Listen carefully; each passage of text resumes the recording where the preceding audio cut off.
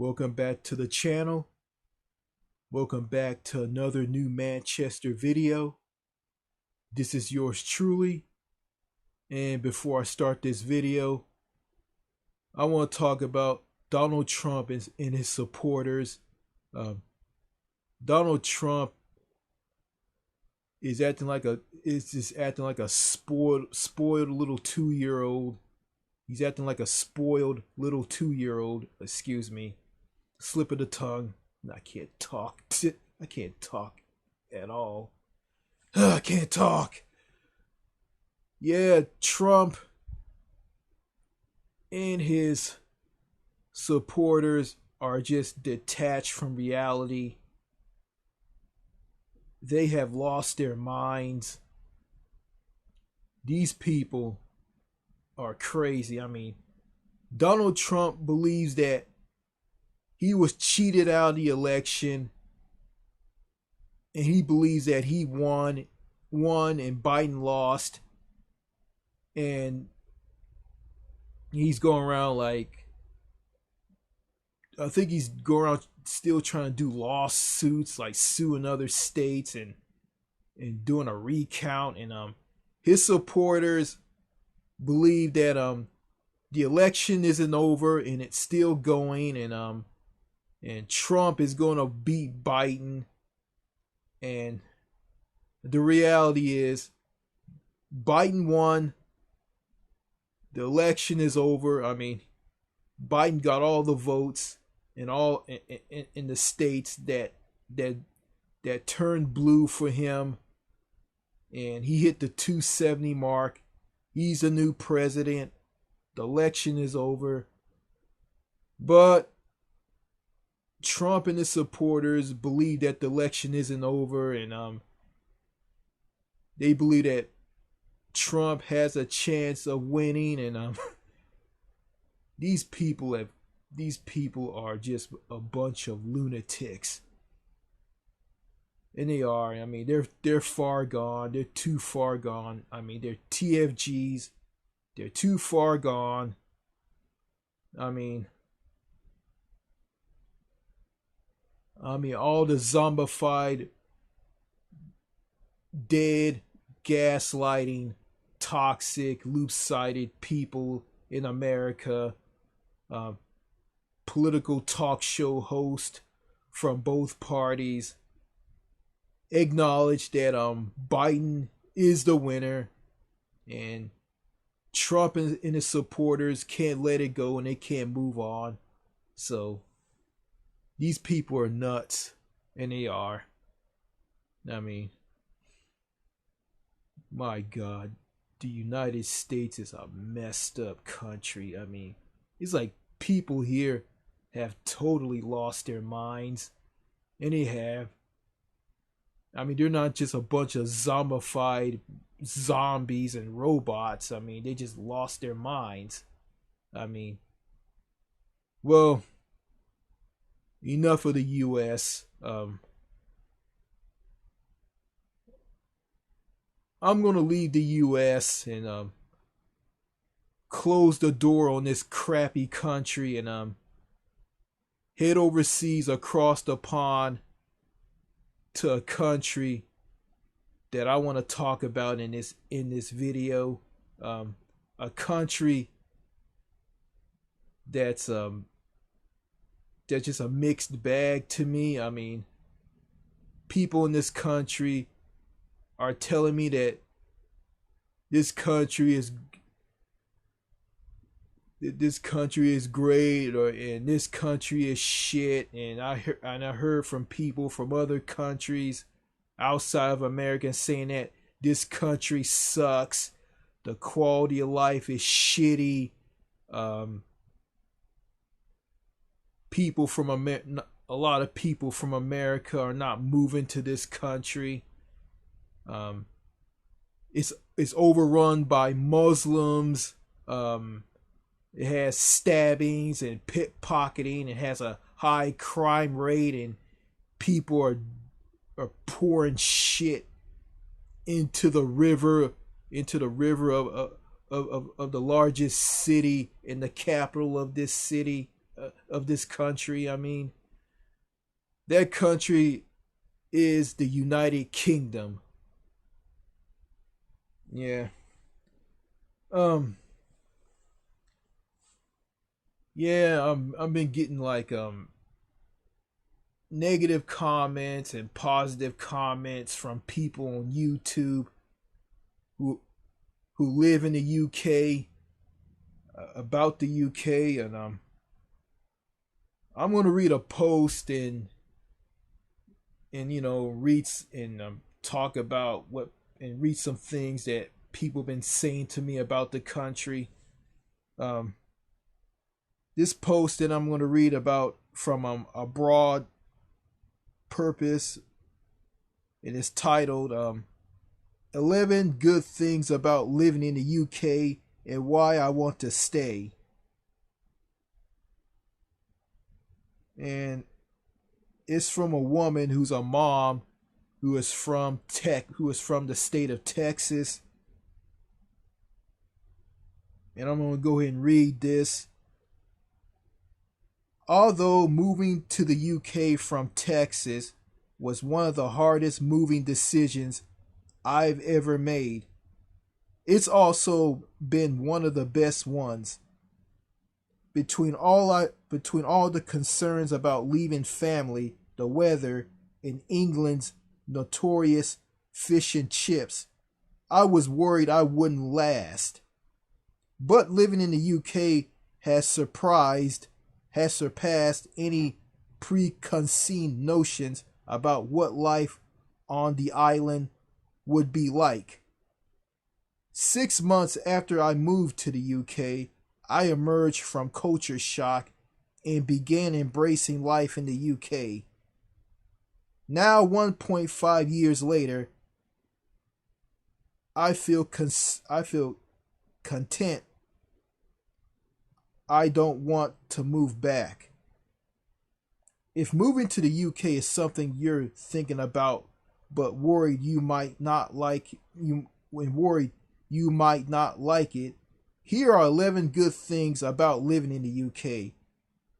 Cowboy boots included. Fuck the cowboy boots. 11 good things about living in the UK. Number 1, old English pubs. The first weekend in England, a fellow Texan expat took me out to lunch. Without hesitation, she suggested a pub for lunch. I was thinking more of a restaurant or cafe, but she said she will had to go to the pub.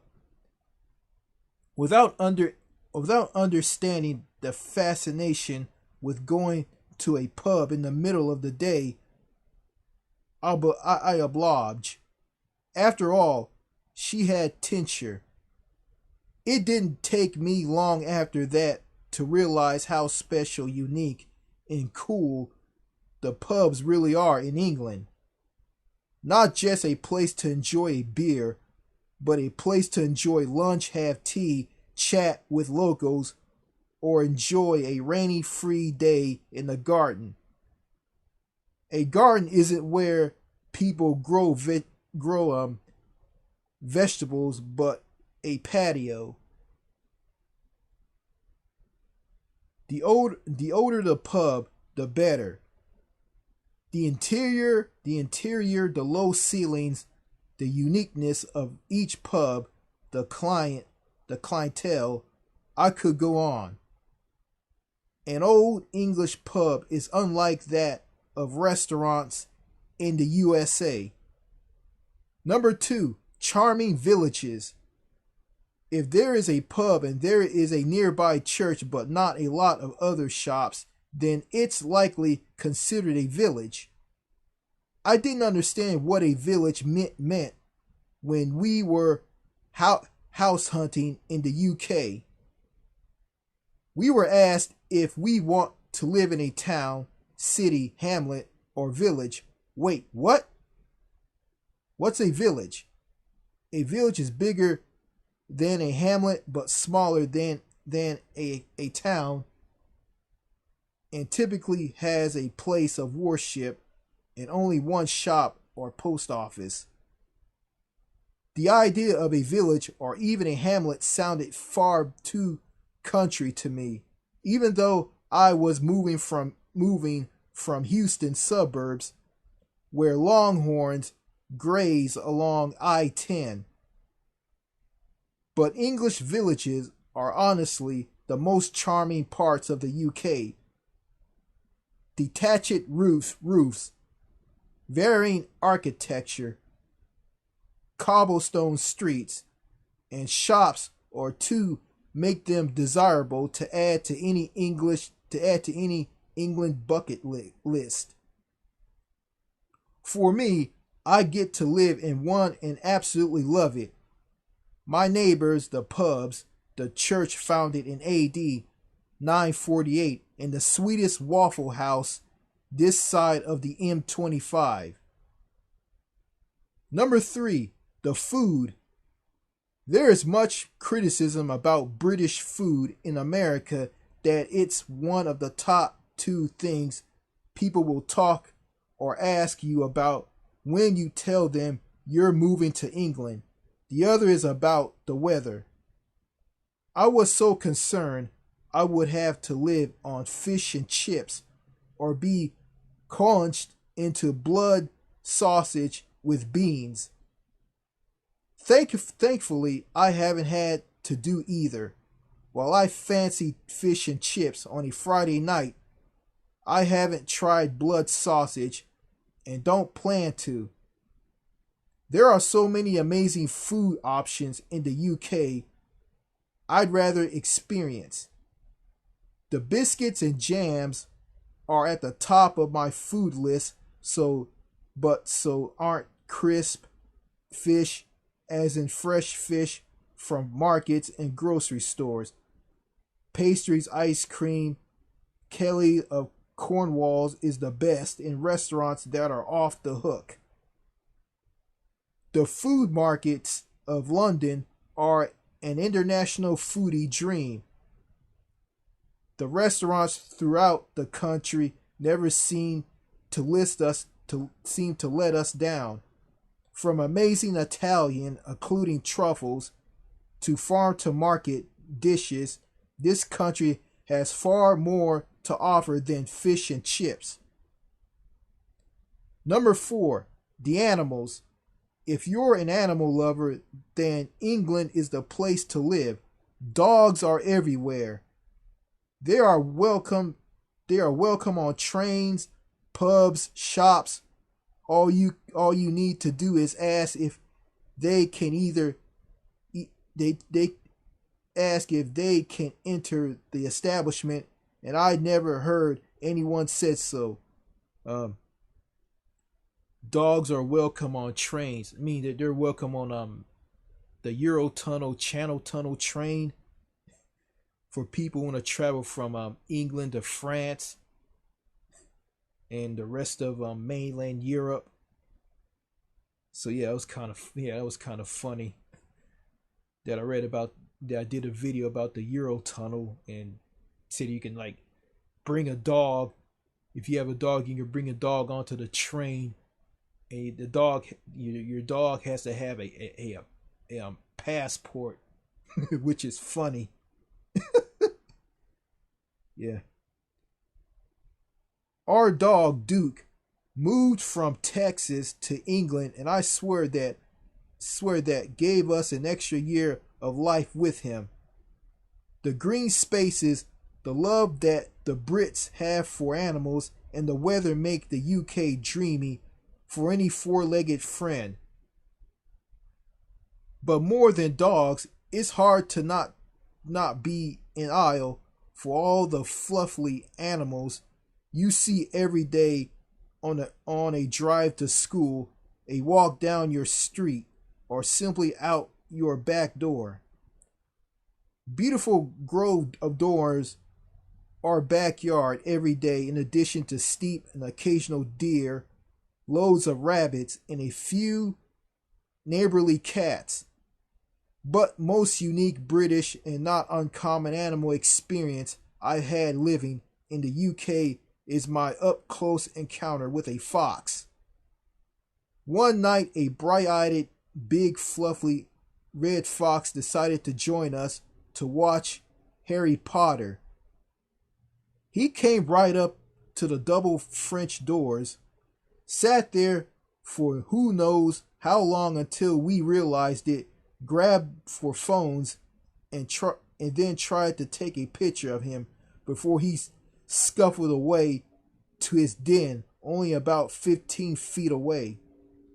Yep, that really happened and totally common. In fact, if we had a dog door, it would have likely just come inside for a handful of popcorn and a closer watch of the Philosopher's Stone. Number 5, the country life and city life. You can have both living in the UK.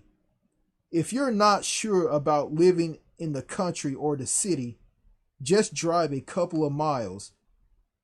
The most fascinating thing my husband and I discovered on our first trip to England was how you can be in the center of a city, turn a corner, and suddenly be in the country. Drive a couple of miles and be back in the city, town, or village again. We felt totally certain after exploring England for the first time that we could easily achieve both needs for our family while living in the UK. My son is a country boy while my daughter is a city girl. Having easily access to both types of living was essential. Transportation options in England make it easy to embrace whatever type of living you want. Even in the suburbs of Houston, it was incredibly hard to motivate the family to leave the perimeter. Because cities in the USA tend to go for miles and miles, achieving both without trains was hard, and so it rarely happens. We drove into Houston only for special occasions, sporting events, and date nights. So if you have family members that are on the couple opposite ends of the spectrum, you'll find living in England awesome. Number 6, commercial-free telly. I forgot how amazing television in the UK until I visited my parents in Maine. I'm certain I only watched about 19 minutes of programming for a 30-minute show. It made me realize how freaking awesome it is to watch telly in England. Sure, it's hard to get my favorite American programs like Fixer Upper and The Tonight Show with Jimmy Fallon, but after a week of evening programming in the USA, I realize how fortunate it is to have advertising at a bare minimum in the UK. It's annoying to pay a television license, which is a British living expense Americans don't have to pay to watch TV in the USA. But for under £100 a year, the expense is totally worth it and makes telly a lot more enjoyable. Number 7, the markets. Americans don't really know what a market is until they live in England. I had impressions in my mind of farmers selling pumpkins, fresh berries, and vegetables when someone told us to check out the local market. After our first visit to our first market in the UK, I soon realized that market means anything is game. From textures to food to flowers to art to toys, markets in England sell anything anyone is willing to rent a stand for. In fact, my son is begging me to open a whoopie pie stand at our local market. Markets in England aren't just a hobby, but they are a way of life. It's a mindset shift from I need to go to the grocery store today to I need to run to the market. I love it, similar to having our milk delivered in old bottles on our front doorstep. Shopping the markets have created a mentality that I would have never experienced without living in the UK. My favorite markets to visit are the vintage ones and the food ones like broth market. Number 8, the flowers. Oh, the flowers. I simply cannot explain the flowers. I always I always thought HEB was the best at flowers while living in Texas, but now I know how ridiculous that must seem to a British expat in the USA. The wildflowers in England are simply gorgeous and inexpensive. You can buy a bunch that will last for weeks for only a couple of pounds. The reduced flower buckets are always a steal and stay just as fresh as the ones that are full price. In the USA, I always felt guilty buying flowers for the house, but now it just seems wrong not to. With beauties like this, flowers make living in the UK a bright one any rainy day of the year. Number 9, gorgeous getaways. Naturally, most people gravitate towards associating London with the UK. It's not that different from foreigners referring NYC, New York City, or LA with regard to the USA. The differences, though, is that you need to fly to get between those massive cities in the USA. In England, you don't. From London, you can get to the east, southern, or west coast within as little as 1 hour. Our favorite is Cornwall, and that's only 4. Or perhaps Scotland is where you want to be. That's simply a 4-mile-hour train ride away. And an American family never believes me about accessibility to wicked cool places in the UK, but it's true. Our England bucket list is consistently changing over as we knock off a couple of things and end up adding more. Right when I think we might have seen it all, I learn about a fascinating new place we must visit while living in the UK. Unlike anywhere I ever lived, England offers so much to see and do without ever boarding a plane. Okay. 10. Fashion. Sorting out European fashion can take a while, but after enough visits in and out of London by train, it's not too hard to get a handle on fashion. I naturally wanted to buy some things to fit in, like Hunter Wells, because I actually needed them, not just because they are the most fashionable worldly rain boot. A Barton wax jacket.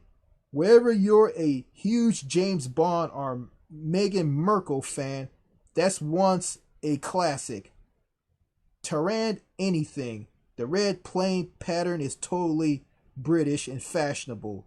Even Nike Europe released a Nike Tarrant Air Max Plus for women and a Nike Tarrant Air Force One, neither of which are available anymore. Rands. Kate Middleton made this dress top famous. Kate Middleton made this dress shop famous. Excuse me. Jack Wills, because my vintage wool coat wasn't going to be enough for wet winter weather. It took a while for me to really take the plunge on European fashion. And let me say, it hasn't really been a deep plunge because it can be a lot more expensive in England if you only shop on the high streets. But it's totally different, interesting, and been a fun challenge while living in the UK. Even if you decide to wait or avoid British fashion altogether, your Texas wear will do just fine.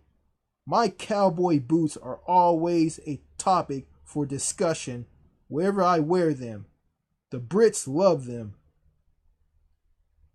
History 11 history. As much as I hated history in high school, I absolutely loved everything about it while living in the UK. From all the heritage sites to the museum and castles of learning about the Torahs, I'm obsessed with English history. Living in a country rich with so much history and knowledge has sparked my own passion for learning more about my roots and where my ancestors originated from England. Final reason why I love living in the UK. Living in the UK creates an appreciation for the past that I didn't quite have while living in Texas. I support that. I support that hit home for me when I realized our neighborhood pub is older than the United States of America. Let that sit in. Understanding that fear naturally comes from every new place you move to. This post demonstrates that England offers far more than fish and chips and gray skies. I'm sure there will come a day when I have to move on, which I try not to think about. And while I can always find things in common between here and there, no place will be quite like living in the UK. Okay, it seems to me that this woman from America, from the state of Texas, a state that I despise and I don't like. It seems to me that she and her family love the UK. You know, I've been to the UK and I just came there through Heathrow Airport in London, England, to yeah to get on a bus and head to Southampton to get on a cruise ship and sail to countries on the European mainland in Europe, Northern Europe, like the countries of Belgium, Norway, Germany, and France. So yeah, I saw a little. I saw a little of the UK. I saw a little. I saw a little of the UK, and yeah, um, saw a part of London. It was gorgeous, and I went through the countryside on a motorway. Don't remember what the motorway is, and saw that people drive on the left side of the road. They drive on the left, and it didn't scare me. It shocked me a little bit, but I kind of got used to it. Um, never been behind the wheel of a British made car. I mean, um, some of the people at the airport. I mean, a British officer, a police officer, was kind of rude to my dad. Um, a guy at the baggage claim was kind of weird. He was slurring his words. Blah, blah, blah, blah, blah, blah, blah, blah, blah, blah. Um, a British immigration officer thanked me for filling out the UK landing card the correct way. Um, an old man mumbles and tells me what to do at a ship port where I went to board a cruise ship. Um, tell me to remove everything out of my pockets and everything, searching me. Um, yeah, you know, yeah, I'm gonna read some things that I gotten from people online from Britain,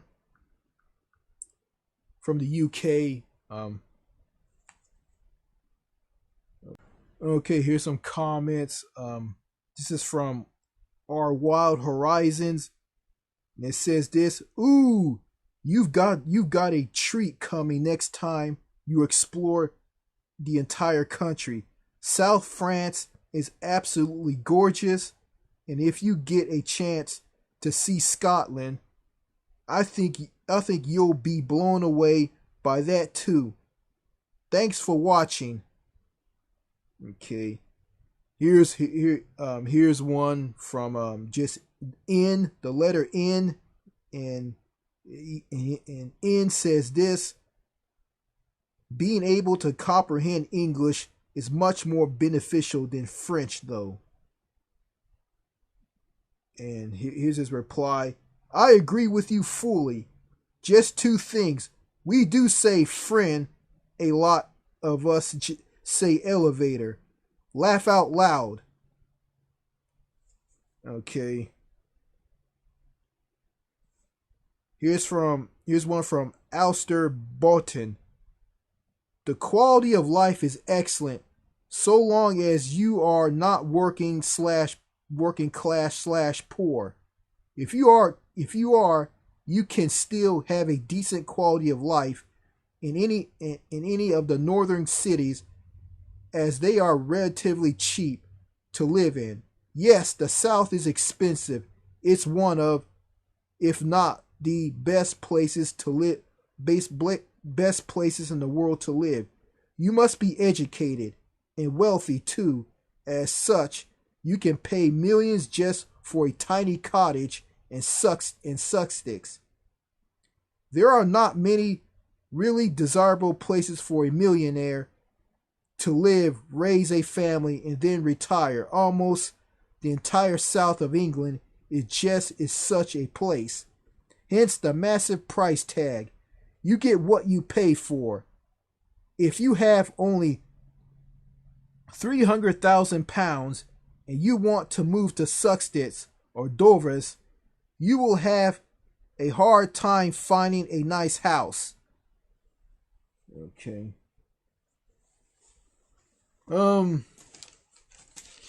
And here's something about the healthcare in the UK. The NHS, and here it is. I think I read this before in a previous video, and I'll read it again. "The NHS isn't perfect by any means. I'm British, but we all pay in what we can afford.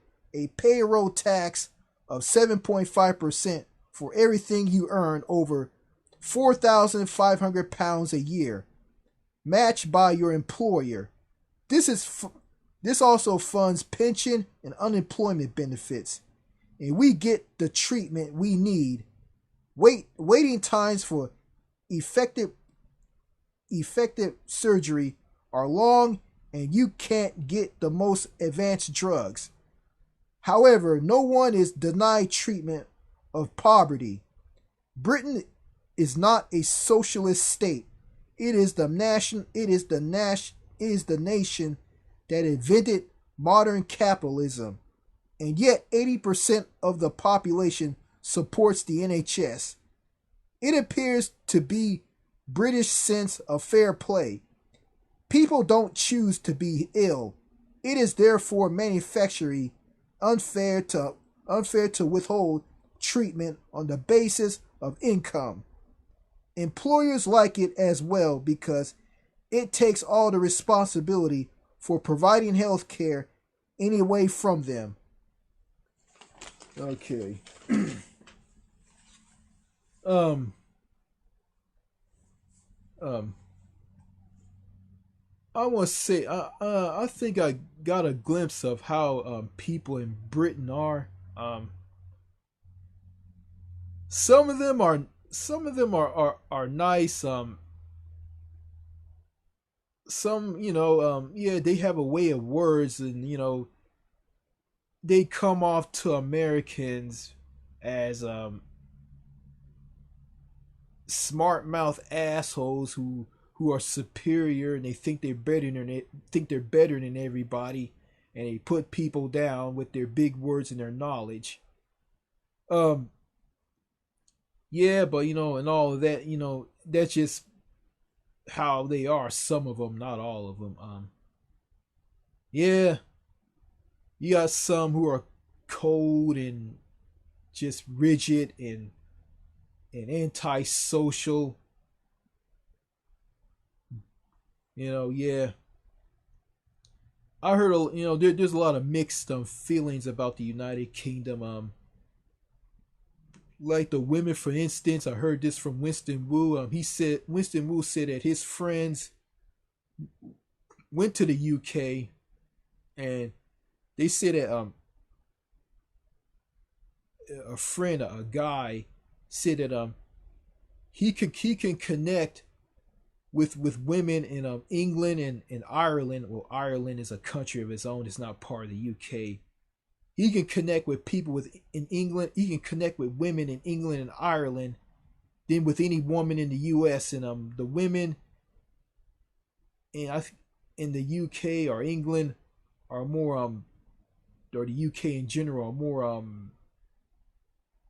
are more mature and down to earth and sociable. Yeah, so there's a lot of mixed things about the UK. Everybody has like mixed things about the UK, and one British guy that I read the comments from said that the quality of life of the UK is great if you're wealthy, but if you're poor, I guess it's not that great. Yeah,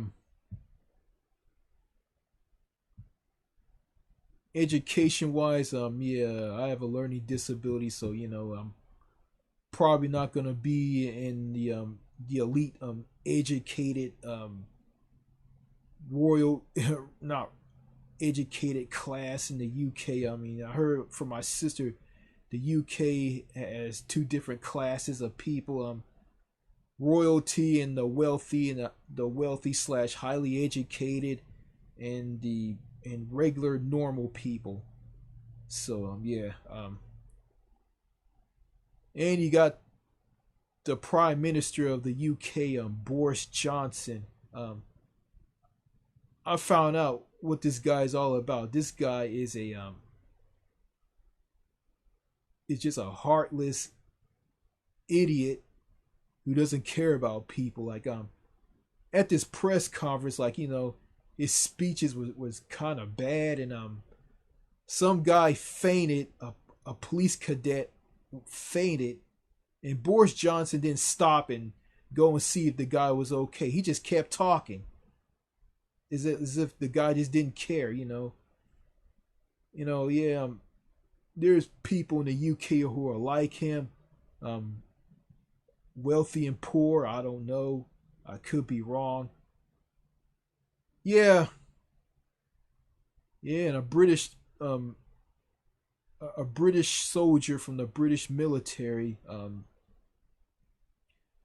told me there's dicks and assholes in the country. And I got some people tell me from Canada that the UK sucks. It's full of old people. People dump shit in the River Thames, and there's a high crime rate in London. Knife crime, stabbings, and pickpocketing, and robberies, and minorities are murdering people. Um, yeah, that's true, but it seems to me like people tell me the negative and don't tell me the positive. Um, I'm not planning on living in the UK, and I'm not. I'm just not, I'll visit the UK, but I'm not gonna live there. Um, yeah, I got someone hounding around on my videos, dropping comments, telling me, "Oh, you can move to France. You don't need a job. You can just move there and just go to college and get an education. You're a single bachelor, right?" Yes, I'm single, and I went to college a long time ago, like a decade ago. Okay, I found some more things about the UK. This is from Insider, and it's titled I'm an American living in the UK. Here are the 6 things I don't miss about the US." I hope I can read all of this. This site is very glitchy that I'm on. Okay, I'm gonna give it a shot. Okay. A few years ago, I moved to the United States to the United Kingdom. I don't miss the high cost of higher education and healthcare that I experienced in the US. I also don't miss the workaholic culture that's prevalent in the US. Okay. I was born and raised in the United States, and I had a pretty happy life there for about 30 years before I moved to England. Sure, I get homesick for many parts of my American life, but now that I've lived in the United Kingdom for roughly 3 years, I've noticed that there are a number of things I've been happy to say farewell to. Here are 6 things I don't miss about my life in the US. I don't miss struggling to afford health care. I feel incredibly fortunate not fortunate. I feel incredibly fortunate to now live in a country with a public universal healthcare system, something the US doesn't have. In the US, my insurance plan was basically the same as many Americans. Just hope you don't get sick or prepare to pay tons of money for testing and treatment. Now it's nice to know that if I do fall ill, I can I can actually afford to seek professional care thanks to the National Health Service in England. This service certainly isn't perfect, but it does allow me to make doctor's appointments, undergo diagnostic testing, and even visit the emergency room for treatment without worrying about going bankrupt in the process. I'm happy to say goodbye to all the TV advertisements for prescription medication that I saw far too often in the US. Maybe it's because I grew up watching television, but I never noticed just how many advertisements for prescription medication air in the US until many British partners pointed it out. Once she did, I couldn't ignore them, and these ads began to bother me quite a bit. From the endless for the endless list of side effects, many of them potentially fatal, to consent reminder to ask your doctor about pills and prescriptions. These commercials are exhausting, and I've found that the absence of these ads has made watching TV more enjoyable and less anxiety, including for me. Sure, there are ads for over the counter drugs in the UK, but you cannot advertise prescription only medication on TV here. Instead, prescription medications are promoted to healthcare professionals, and those who actually supply and distributes the products. I don't miss the somewhat lax gun laws in the US.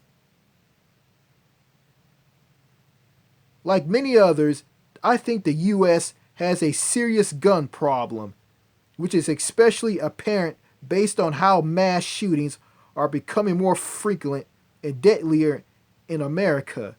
Yeah, from people like Elliot Rogers and George Soudini and Nicholas Cruz, who can't find a girl and are put down by the toxic society here in America and being alone and labeled as incels. Yeah. And although it didn't make me anxious every single day, and the threat of gun violence was something I thought about somewhat regulating while I lived in the US. Fortunately, I don't worry about gun violence nearly as much in the UK, especially since the UK has stricter gun laws than the US. Legally, obtaining a gun in the UK is a fairly long and pretty eruptic process that can take about 60 days. In the US, gun laws vary by state, but they are certainly laxer than the laws in the UK. For example, in some parts of the US, people can get an instant background check, which can lead to them being legally able to purchase a gun in less than an hour. I don't miss how expensive higher education can be in the US. When I lived in the US, I completed about 2 years of undergraduate courses before I had to drop out of college and work full time just to support myself. I took out the maximum amount of student loans afforded to me, was given the maximum amount of grant money, and I still couldn't afford to finish my degree. After 15 years, I am still paying back my $12,000 worth of student loans after having deflated on them twice in my early 20s. It's now refreshing to see a different approach to how higher education works, even though I know the UK isn't exactly the cheapest place to pursue a college degree. In the UK, university fees are capped at £9,250, or roughly $11,370 per year for qualifying students in the country. Generally, you can still take out loans and receive financial help, but you won't begin repaying your loans until you secure a job with a certain income level. Even then, you'll only pay a small percentage of what you owe. Plus, in many cases, unpaid student loan debt can be written off after 30 years. I don't miss paying ATM fees so often, and I'm glad I can find more fee to use machines in the UK than I could in the US. Although it's common in many places having to pay a steep fee just for conveniently get my own money out of the bank has always bothered me. Sure, certain cash machines in the UK have recently begun charging fees, but I still think there are still more fee to use ATM machines here than I ever saw in the US. And yes, I know these additional charges can be avoided in both places, but it's great to be able to conveniently get my cash for free without struggling to track down an ATM that does not charge something extra. I don't miss the obsession with work that seems so prevalent throughout the US.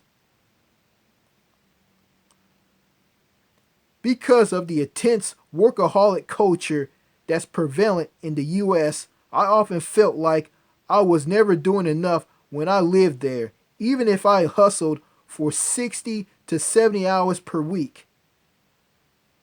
Sure, folks in England work hard and can sometimes become workaholics, but I do think the attitude towards work life balance is healthier in the UK than it is in the US.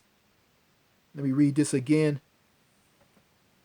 Sure, folks in England work hard and can sometimes become workaholics, but I do think the attitude toward work life balance is healthier in the UK than it is in the US. For starters, in the US, paid vacation for workers isn't even guaranteed, and the average private sector worker gets only 10 days of paid vacation. In the UK, the vacation policy is much more generous. Many businesses offer workers roughly 20 to 30 days of paid leave per year. Plus, in my experience, I don't feel privileged or looked down upon for taking a sick day or enjoying a week of paid vacation in the UK as I have in the US. Sure, I'm still trying to shake the workaholic attitude I developed in the US, but I'm grateful to be surrounded by more people who seem okay with leaving their work at the door once they clock out. Okay. So, so the UK sounds like it's better than the US. Yeah, it says here okay. They have paid vacation time, something the US doesn't have, and people in England are not work aren't aren't aren't not workaholics like people in the US. They're not workaholics. I mean, yeah, there's a comparison. Americans work they work more they work way more than the British, and that's true. But but but but the British have a work life balance that the Americans don't have. So it's like this in the UK and Europe, people people work people work to live, and here in the United States, people live to work. And my dad disagrees with me on that, but he's wrong.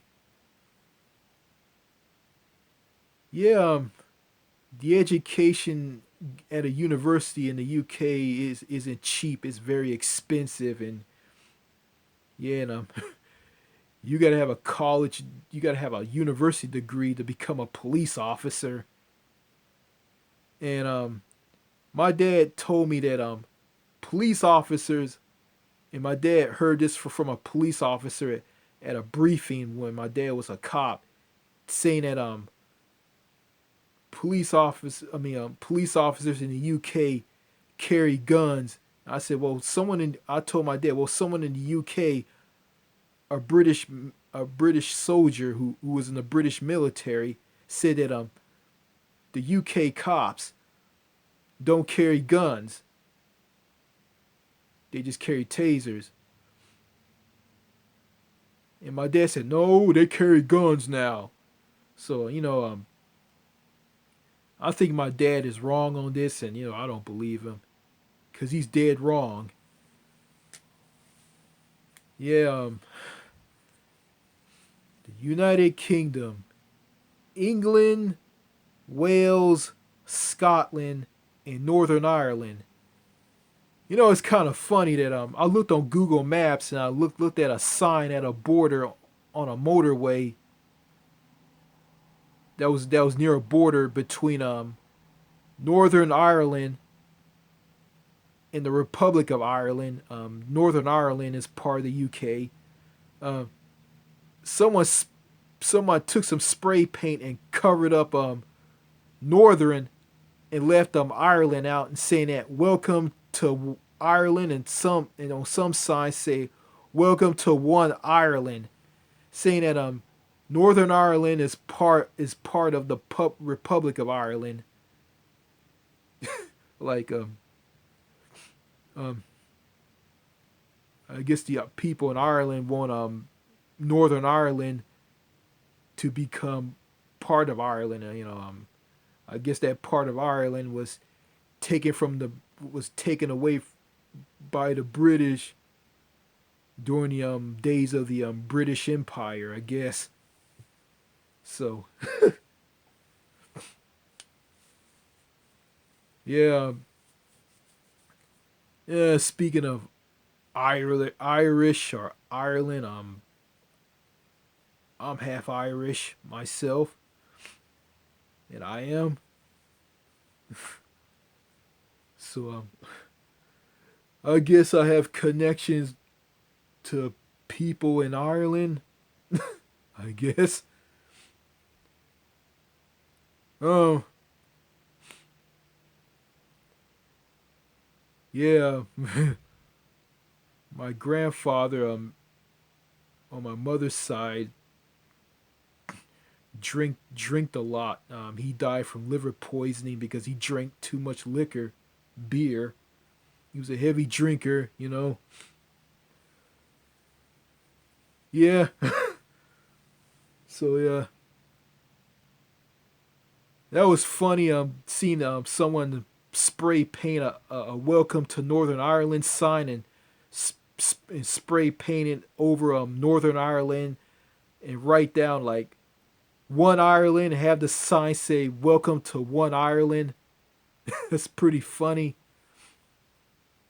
So yeah, don't know how to. It would be interesting to know like how the people in Ireland and Northern Ireland are, and the rest of the UK, how the people in the rest of the UK are. So yeah, yeah, I need to go to that. I need to go to like the UK and Ireland and Northern and Ireland and check these two countries out and see how they are. Okay, found some more things about the UK. Top 10 facts about living conditions in the UK. Okay, I think it won't take me that long. Okay, number one, it's expensive to live in the United Kingdom. The price index for the city of London is 222. This score indicates that food, rent, and other necessities are more than twice as expensive in London than they are in the average global city. Sheffield, Sheffield, the lowest ranked British city by this index, has a price index of 132. Average rent for a small studio apartment in the UK is $972.96, and a dozen eggs cost $3.49. Number two, the UK unemployment is low. The unemployment in the UK was 4.2% during March May of 2018, while Northern Ireland nearly broke a new record with the low rate of 3.5%. For comparison, Northern Ireland's rate shortly after the recession of 2008 was 8.2%. Number 3, UK poverty is also low. According to the Office of National Statistics, 7.3% of the UK population experience present poverty conditions are slightly worse for women, since 8.2% of the female population experience percentage poverty compared to only 6.3% of the male population. Great Britain and Northern Ireland overall have a poverty rate of 16.7%, and this is slightly lower than 17.3%, the average for the European Union. Number 4, UK quality of life is quite high. A recent study on the quality of life ranked the United Kingdom at the 5th place out of all European nations. This list looked at broadband speed, pollution, cost of living, and many other factors. Out of everyone in the study, the UK spent the most percentage of its GDP on recreation and culture. Number 5, absolute poverty is rising among UK children. Children in the UK are at risk for rising absolute child poverty. Absolute poverty is defined as residing in a household that cannot maintain a basic standard of living, shelter, clothing, and food due to a low income. The Joseph Rowntree Foundation and Economic and Social Research Council found that absolute child poverty in the UK is presented to increase by 4 points. This rise is likely caused by a recent cut in government benefits for low-income families with children. Number 6, it's safer for women to give birth outside the UK. According to the Save the Children annual State of the World's Mother report, women giving birth in the UK have more than double the chance of dying during pregnancy or childbirth than women in Poland. Out of the top 25 countries in the world for mothers, the UK ranked 24th. Number 7, according to the Center for Economic and Business Research, it costs £230,000, almost $300,000, to raise a child in the UK. Man. For a comparison, it costs roughly $234,000 to raise a child in the United States. There are several factors that could contribute to this, including lower food costs in the United States and greater land resources. Number 8, the UK ranks highly in women inequality. The World Economic Forum publishes an annual global gender gap report that ranks nations from best to worst in terms of women's economic participation, educational attainment, health, and political empowerment. In Western Europe, the United Kingdom took 15th place. Number 9, the average woman makes 20% less than the average man. Beyond incomes, 80% of women in the UK engage in some sort of daily house upkeep, while one out of 3 men engage in the same work. About half of working women and a third of working men also spend at least an hour a day caring for children or an elderly or disabled person. Not all women making less money at work, but they're also engaging in a lot of stimulus unpaid work. However, many leaders actively fight against this. London Mayor Saqib Khan published the first gender pay audit to make the government pay completely transparent. He also implemented programs to ensure flexibility and fair recruitment. And number 10, the UK has a lot of work to do in terms of racial equality. Number 10, excuse me. Number 10, the UK has a lot of work to do in terms of racial equality. To understand diversity and equality, Prime Minister Theresa May, I guess at the time of this, ordered research on this subject while 4% of white Brits were underemployed. 10% of black and mixed Brits were unemployed. Black males were most likely to remain in custody rather than let out on bail. Organizations like Equality and Diversity Forum are combating these trends through policy work. This organization is a national group bringing together different people and organizations to combat oppressions and fight for human rights in the country. Despite a high cost of living, the UK has a thriving and diverse country. While it could certainly do better in terms of racial and gender equality, it certainly represents one of the best places to live in the world. Although not entirely positive, 10, the top 10 facts about living conditions in the UK show a thriving, healthy country. You know what I think? I think Boris Johnson, as I heard, is doing a lot of damage to the UK because he's rich and he was born in a family with privilege. He's born into privilege, born into wealth, and Jeremy Corbyn wasn't. He was on the right side of history. He was like fighting for things that Boris Johnson wasn't fighting for.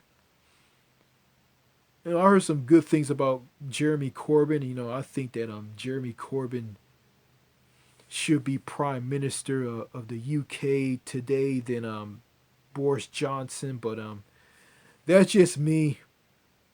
So yeah, I think some Brits gonna comment on this video and they're gonna disagree with me on that. So yeah, I just can't go and just believe everything that people say to me if they're from the UK or not.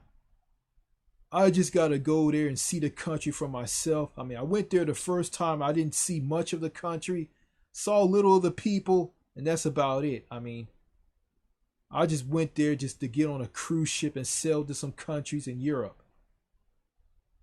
So yeah, I can't believe what everybody said about the UK. I just gotta see it for myself. Okay, that's all I gotta say in this video. Adios. Bye.